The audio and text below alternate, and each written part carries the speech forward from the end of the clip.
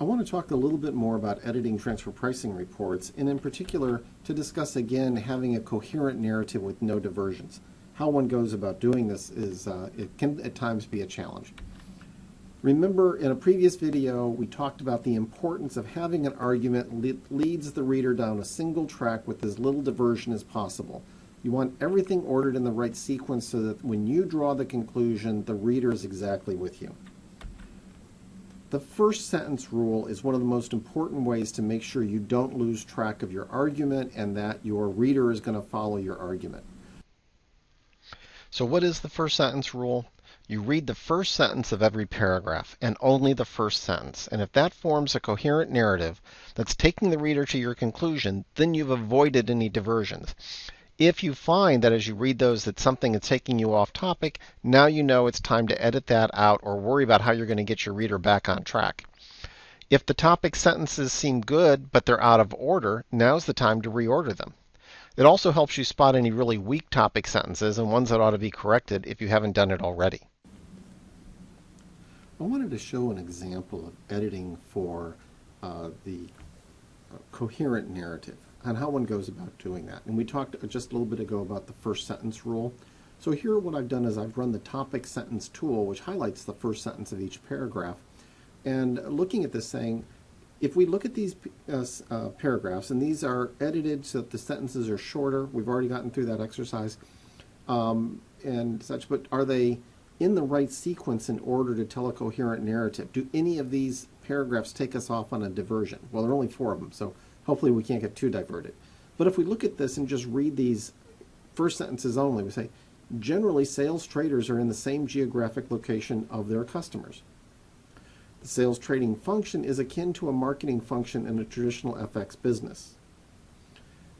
Sales trading business provides foreign exchange transaction services to both global services and non-global services clients. Through the first half of fiscal year 10, sales trading generated $127 million, or 35% of total FX revenue.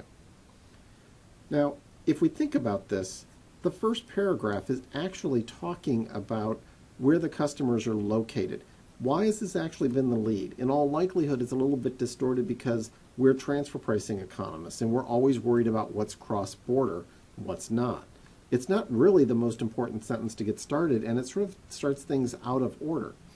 Frankly, it's probably more important to start with saying that the sales trading function is akin to a marketing function in a traditional FX business. Sounds good to me. Why don't we make that our opening paragraph? Pull that down.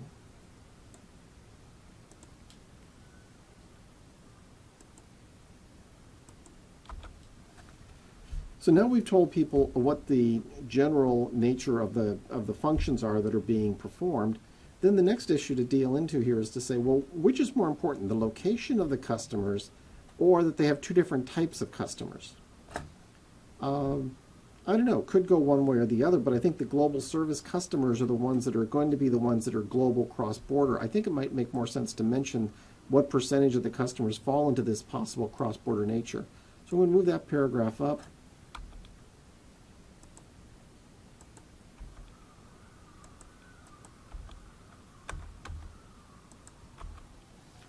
And now that I've said that some of this portion of this is global, then I say, well, generally the sales traders are in the same location as their customers. So even though we've got these global services versus the non-global services, the sales traders are now mostly in the location of their customers. And finally, we get to the paragraph about and how large the revenues are that are coming from the sales trading activity. So now that order is much more fluid, it's much more leading the reader where you want them to go. The final video in this series on editing for coherence is an example of how hard it is to put together a puzzle if you're forcing your reader to try to figure out what order they should go in. And in fact shows that if you make it very hard for them to figure out the order because you give them very little information, it takes them a lot longer than if you give them the pieces of information they need in the exact order they need them in.